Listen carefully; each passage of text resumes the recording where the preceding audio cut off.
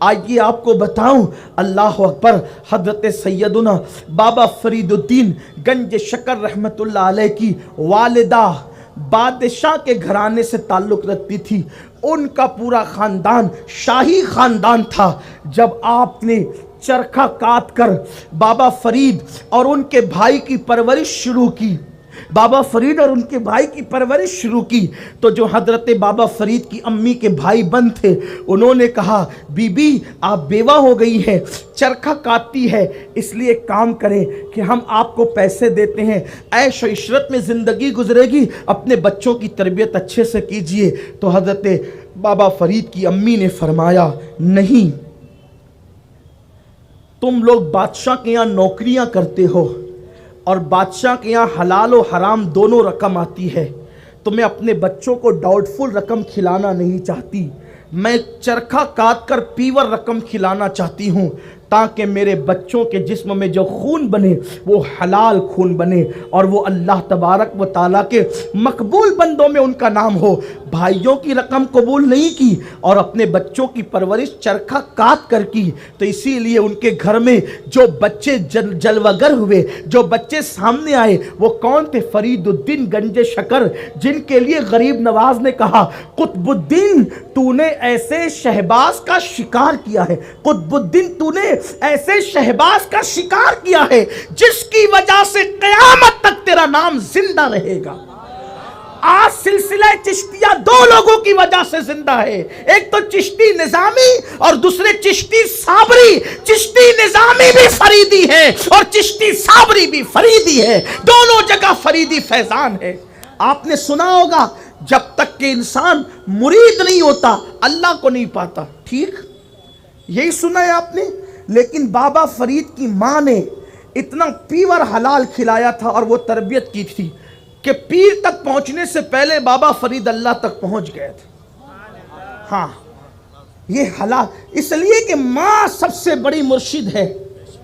جو ماں سیریل دیکھ کر اس کی اداکارہ کی نقل کرے، اس کا بیٹا کیا فرید ہوگا؟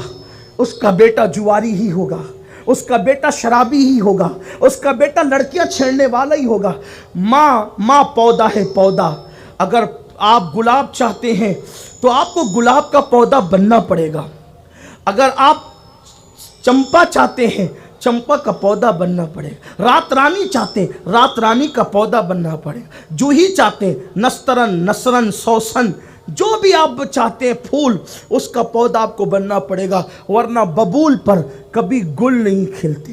اگر آپ اسی طرح مردوں کو تکنے والی رہیں، اسی طرح مردوں سے فون پہ بات کرنے والی رہیں، کبھی کبھی مجھے عورتوں کو ولیمے میں جاتا دیکھ کر ایک عجیب افسوس ہوتا ہے اور مجھے حیرت ہوتی ہے کہ اس کے بارے میں کوئی کیوں منہ نہیں کھولتا۔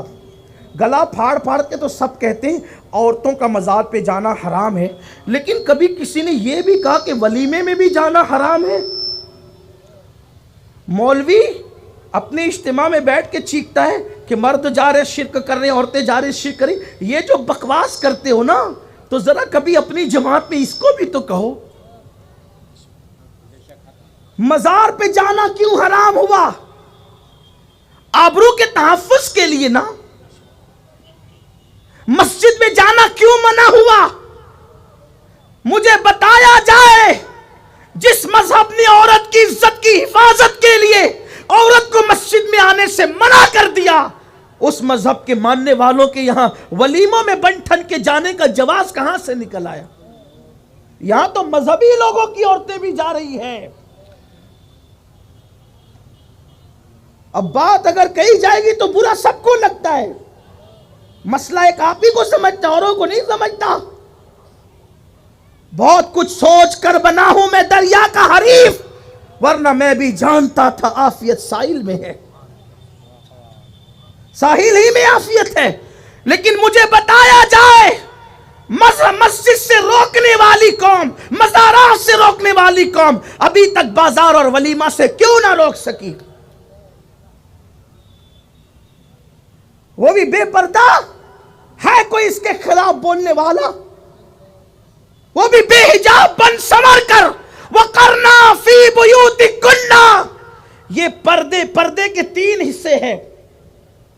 ایک درمیانہ، ایک معذورانہ اور ایک سب سے اعلیٰ ولیوں کا پردہ. سب سے اعلیٰ قسم پردے کی ہے وَقَرْنَا فِي بُيُوتِكُنَّ، اور ڈائریکٹ خطاب یہ ان سے ہو رہا ہے جن کے بستر پہ قرآن نازل ہوا ہے. جن کے بستر پہ قرآن آیا ان کو کہا جا رہا ہے وَقَرْنَا فِي بُيُوتِكُنَّ، اپنے گھروں میں بیٹھی رہو. مجھے شاید کوئی میری معلومات میں اضافہ کرے اس معاملے میں کہ رسول اللہ کے دور میں کوئی ولیمہ ہوا اور اس میں خواتین کی شرکت ہوئی ہو. کوئی ذرا اس میری معلومات میں اضافہ کر دے. میں کوئی علامہ نہیں ہوں، کوئی محقق اور مفتی نہیں ہوں، لیکن مجھے بتایا جائے حضور علیہ السلام کے جتنے ولیمے ہیں ان ولیموں میں شرکت صرف صحابہ کی. سورۃ الاحزاب اٹھا کے دیکھو، اس کا ان آیتوں کا شان نزول اٹھا کر دیکھیں.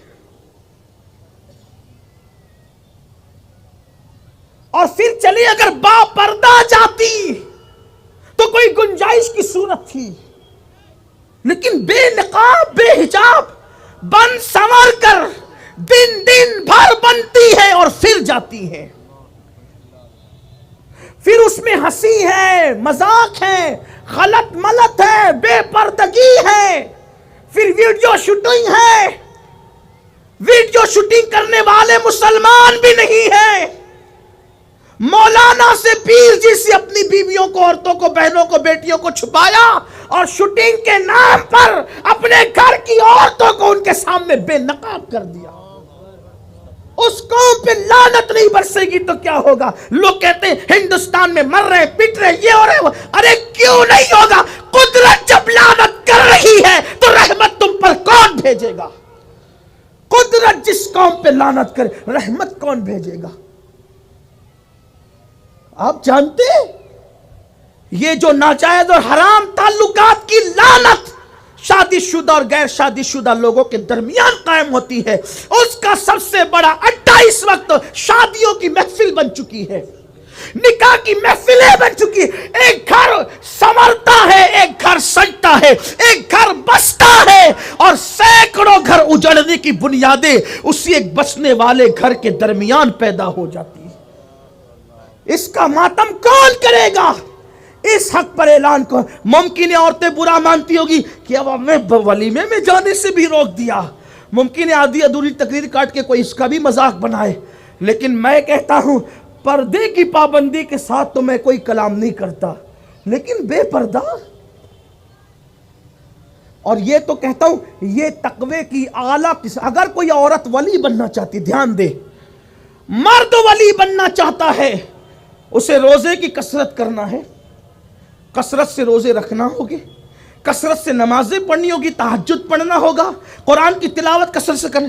عورت کو اگر ولیہ بننا ہے اسے کوئی نفلی عبادت نہیں کرنا، صرف فرائض واجبات کی پابندی کے ساتھ اپنے گھر کی چار دیواری میں یہ سوچ کر کے قید ہو جانا ہے وَقَرْنَا فِي بُيُوتِكُنَّ. اللہ اس کو اسی وقت مقام ولایت عطا کر دیتا، اس لیے کہ اللہ کے رسول نے فرمایا. المعجم الکبیر کی روایت ہے، اللہ کے رسول نے فرمایا عورت سب سے زیادہ اس وقت اللہ کے قریب ہو جاتی ہے جب وہ پردے میں ہوتی ہے، اور قریب ہونے ہی کو تو ولایت کہتے ہیں. ولایت اور کس چیز کو کہتے ہیں؟ قریب ہونے ہی کو. آپ جانتے ہیں مجھے ایک بات یاد آئی، میں اپنی بات اب سمیٹ رہا ہوں. مجھے ایک بات یاد آئی کہ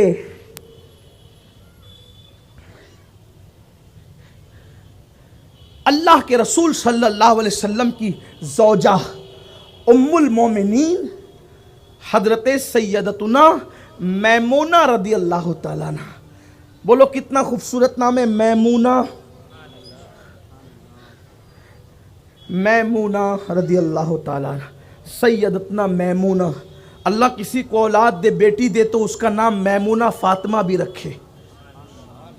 وجہ یہ ہے کہ جو نام حضور کی زبان پہ پیار سے آئے ان ناموں میں اتنی برکت ہے کہ اب جب وہ نام لیا جائے گا مصیبت ٹلتی جائے گی.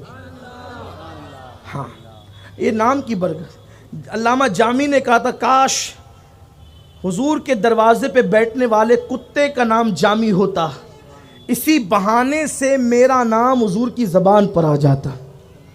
یہ حضور کی زبان پہ جو نام آئے میمونہ، اس خاتون کی خصوصیت یہ ہے، ام المومنین حضرت میمونہ کی خصوصیت یہ ہے کہ جہاں ان کا نکاح حضور کے ساتھ ہوا وہیں پر حضور سے ان کی پہلی ملاقات بھی ہوئی، یعنی وظیفہ زوجیت کے حوالے سے حضور نے ان کو شرف بخشا.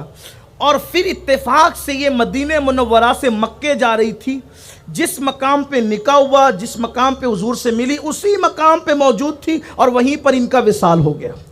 تو آج بھی اسی مقام پر موجود ہے حضرت سیدتنا میمونہ رضی اللہ تعالیٰ. یہ حضرت میمونہ ہے. اب جان گئے میمونہ کون ہے؟ حضور کی بیوی. اچھا ایک یہ بات بھی بتا دوں کہ حضور کی بیوی، جس کو حضور کی بیوی ہونے کا شرف حاصل ہے، مطلب یہ ہے کہ کائنات کی کوئی عورت بیوی ہونے کے اعتبار سے ان کے ہم پلہ نہیں ہے، کیونکہ قرآن کہتا ہے اے نبی کی بیویوں تم اور عورتوں کی طرح نہیں ہو. یا نساء النبیین، یا نساء النبی لستن کا احد من النساء او کما قال، کہ اے نبی کی بیویوں تم اور عورتوں کی طرح نہیں ہو. کیوں؟ اس لیے کہ اوروں کا شوہر صحابی ہوگا، تابعی ہوگا، ولی ہوگا، قطب ہوگا، ابدال ہوگا، لیکن تمہارا شوہر محبوب خدا ہے. اگر ان کی کوہنی کسی یہودی عورت کی دیوار پر رکھ دی جائے تو اللہ اس کو ایمان کی دولت عطا کرتا ہے. تمہاری کونی سے ان کی کونی ٹچ نہیں ہوئی، تمہاری دیوار سے ان کی کونی ٹچ نہیں ہوئی. نبی نے اپنے عرش مقام بستر پر تمہیں قدم رکھنے کا شرف عطا فرمایا. ان عورتوں کی شان کیا ہوگی جنہوں نے رش کے عرش پہ قدم رکھا. رش کے عرش، نبی کا بستر رش کے عرش ہے، اس رش کے طور ہے، کیونکہ طور پر موسیٰ ہے، طور پر توریت آتی ہے، اور ازواج مطہرات کے بستر پر جان موسیٰ ہے، اور وہاں توریت نہیں بلکہ قرآن چل کر آتا ہے. یہ ہے اس بستر کی شان. تو ام المومنین حضرت میمونہ رضی اللہ تعالیٰ عنہ، کچھ مدینے کے لوگ آئے اور کہنے لگے ام المومنین ہم دیکھتے ہیں کہ آپ اپنے گھر سے کبھی باہر نہیں نکلتی، کبھی نہیں نکلتی، اور آپ کبھی نکلی بھی نہیں. ہماری تمنا یہ ہے کہ ہم لوگ عمرہ کے لیے جا رہے ہیں، نفل عمرہ. عمرہ تو نفل ہی ہوتا ہے عام طور پہ. ہم عمرہ کے لیے جا رہے ہیں، نفل عمرہ کے لیے. ہماری تمنا یہ ہے کہ اگر آپ ہمارے ساتھ چلیں تو ہمارے عمرہ کی قبولیت کی بڑی عظیم سند ہو جائے گی. حضرت میمونہ نے کیا کہا؟ عمرہ، جس عمرہ کے لیے رسول اللہ مکے سے، مدینے سے مکہ شریف تک گئے تھے، عمرہ کے لیے حضور تک گئے، ایک بار واپس کر دیے گئے تو دوبارہ گئے. ٹھیک، عمرہ کے لیے لوگ کہتے چلیں آپ. ام المومنین حضرت میمونہ نے فرمایا میں نے حج بھی کر لیا ہے اور میں نے عمرہ بھی کر لیا، رسول اللہ کے ساتھ کیا. اب نفلی عمرہ کرنے سے افضل میرے لیے یہ ہے وَقَرْنَا فِي بُيُوتِكُنَّ، کہ میں اپنے گھر کے اندر بیٹھی رہوں. نفلی عمرہ سے بہتر گھر میں رہنا ہے میرے لیے. یہ اور کبھی باہر نہیں نکلی، اسی وقت باہر نکلی ہے. اللہ اکبر، جب آپ کو موت کا بلاوا آیا ہے. اور پھر آپ جو ہے، اس لیے کہ موت جس کی جہاں لکھی ہوئی ہے نا، تو پھر اس نے تو وہی دنیا سے جانا ہے. جب موت کی طرف سے بلاوا آیا تب آپ اپنے گھر کے باہر نکلی. ایک اور خوبصورت سی بات مجھے یاد آئی. ایک خاتون ہے ام المومنین حضرت سیدتنا عاتقہ رضی اللہ تعالیٰ عنہ. اس پر اپنی بات شاید گھنٹہ مکمل ہو گیا ہے اور ٹائم بھی ہو گیا، اس لیے گفتگو مکمل کرنا ہے تو خواتین کی توجہ چاہتا ہوں. حضرت عاتقہ رضی اللہ تعالیٰ عنہ یہ جب بیوہ ہو گئی تو امیر المومنین، امام المجاہدین، غیظ المنافقین سیدنا عمر ابن خطاب رضی اللہ تعالیٰ عنہ نے حضرت عاتقہ کو نکاح کا پیغام دیا. عاتقہ میں تمہارے ساتھ نکاح کرنا چاہتا ہوں. حضرت عاتقہ نے جواب دیا آپ متقی پرہیزگار امیر المومنین، حضور کے جانشین دوم صحابی، آپ کے ساتھ کون نکاح نہ کرے، ہم تو بالکل تیار ہیں، لیکن ایک مسئلے میں ہمارا اور آپ کا اختلاف ہے، بس اسی مسئلے کو حل کر دیں، رشتہ قبول ہے۔ امیر المومنین نے کہا کیا؟ تو کہنے لگی کہ مجھے مسجد میں نماز پڑھنے کا بڑا شوق ہے، نماز مسجد میں پڑھنے کا بڑا شوق ہے، حضور کے دور سے میں مسجد میں پڑھتی ہوں، تہجد بھی میں تہجد صحابہ گھر میں پڑھتے تھے، لیکن اس عورت کو مسجد سے اتنا پیار تھا کہ وہ تہجد بھی مسجد میں جا کے پڑھتی تھی۔ اور کہا میں مسجد میں نماز پڑھنے کی عادی ہوں، مجھے مسجد کے بغیر چین نہیں آتا، اور میں دیکھ رہی ہوں کہ آپ عورتوں کو کنکری مار مار کر مسجد سے بھگاتے ہیں، تو اب جب میں آپ کی بیوی ہو جاؤں گی تو آپ مجھ سے کہہ دیں گے مسجد نہیں جانا، تو مجھ پہ لازم ہوگا نہیں جانا، تو آپ مجھ سے وعدہ کریں کہ آپ یہ مسجد سے روکنے کا کام سب کو کریں گے، لیکن عاتقہ کو آپ مسجد سے کبھی نہیں روکیں گے۔ اگر اس پر آپ وعدہ کر لیتے ہیں نہ روکنے سے، تو ہم آپ کے ساتھ نکاح کرنے کے لیے تیار ہیں۔ شوق کہاں کا ہے؟ مسجد کا۔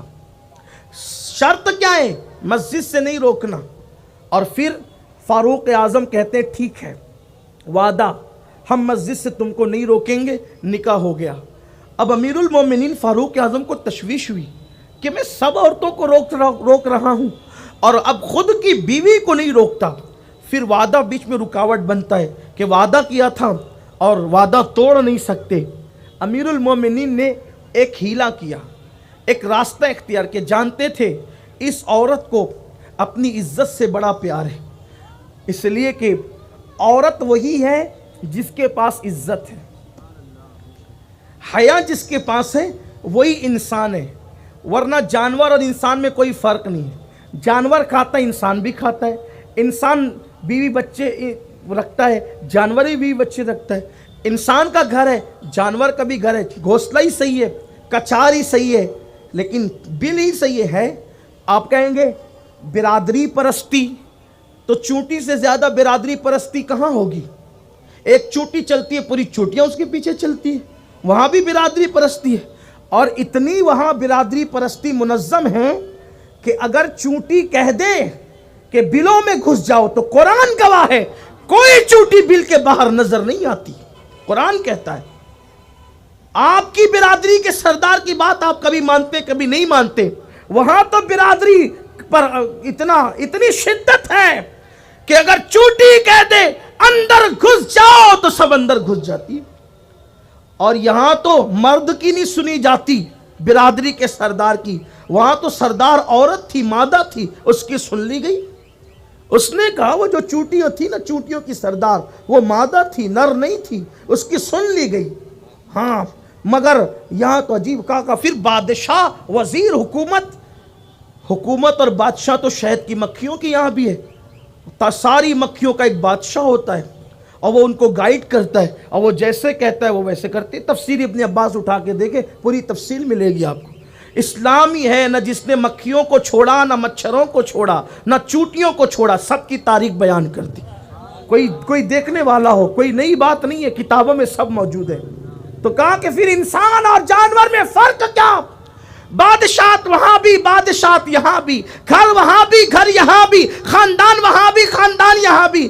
حد تو یہ ہے کہ ہمارے یہاں کوئی زنا کرتے پکڑا جائے تو لوگ آنکھیں بند کر کے نظر انداز کرتے ہیں، جانوروں میں تو اب بھی زنا کرنے والوں کو سنگسار کیا جاتا ہے۔ جانوروں کی بات کرو، زنا کو وہ بھی برا سمجھتے ہیں۔ علامہ عبد الرحمن صفوری نے لکھا ہے کہ ایک بندریا نے کسی غیر بندر کے ساتھ زنا کیا تو سارے بندروں نے پکڑ کر کے اس کو پتھروں سے مار کے ہلاک کر دیا۔ یہ جانوروں کی غیرت ابھی بھی ہے۔ انسان پیچھے رہ گیا، جانور آگے بڑھ گئے۔ کیا لوگ کہتے ہیں انسان ترقی کر گیا؟ نہ خدا کی رضا کے معاملے میں آگے بڑھے، نہ نبی کی رضا کے معاملے میں آگے بڑھے۔ ایک جانور پر حضور نے احسان کیا، نسلیں احسان کے بدلے میں سلام کو آتی رہی۔ ہاں، حضرت بایزید بستامی کا وہ واقعہ نہیں پتا آپ کو؟ بایزید بستامی کہتے ہیں کہ میں نبی پاک کی بارگاہ میں سلام کے لیے حاضر ہوا تو دیکھا کہ ایک ہرن کا بچہ تھا، وہ الٹے پیر پلٹ رہا تھا، الٹے پیر پلٹ رہا تھا۔ میں نے اس ہرن کے بچے سے پوچھا تو کون ہے؟ تو تو کہا وہ حدیث پڑھی ہے آپ نے کہ جنگل میں ایک ہرن نے نبی پاک کو آواز دی تھی یہ کہہ کر کہ میں جال میں پھنسی ہوں اور میرے بچوں کو دودھ پلانا ہے. یہ وہ حدیث سنی ہے آپ نے؟ بایزید بستامی بڑے محدث تھے، عالم. ہاں بالکل سنیے. کہا اسی کی اولاد ہے ہم. حضور نے اس کو جال سے آزاد کیا تو اس نے وصیت کی تھی کہ جب تک جیتے رہنا حضور کی بارگاہ میں حاضری دے کر اس احسان پر خراج عقیدت پیش کرتے رہے. یہ جانور ہے، جال سے چھڑایا تو یہ احسان پر خراج پیش ہو رہا ہے. یہاں تو وہ کون سی نعمت ہے جو نبی کی وجہ سے نہیں ملی؟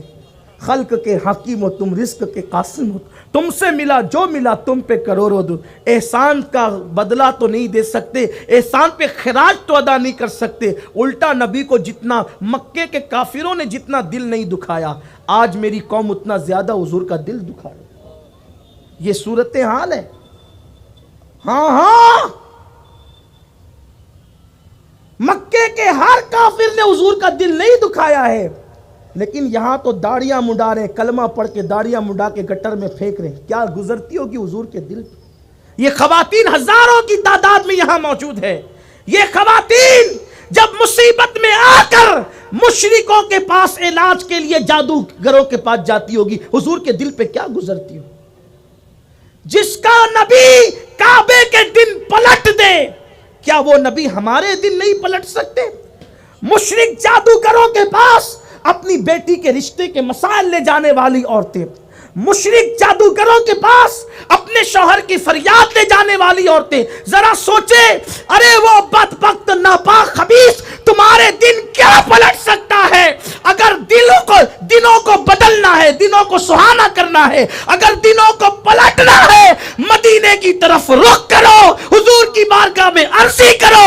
آج بھی حضور کا کرم چھما چھم برس رہا ہے. کوئی خیرات تو لے، کوئی آئے تو صحیح.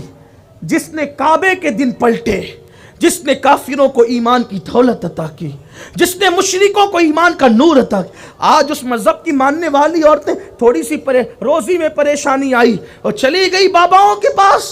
اور باباؤں میں کون بابا جو کلمہ بھی نہیں پڑھتے، جو شرک کرتے، ان کے پاس کیا گر گئے ہیں ہمارے نظریات، ہمارے عقائد کہاں تک پہنچ گئے.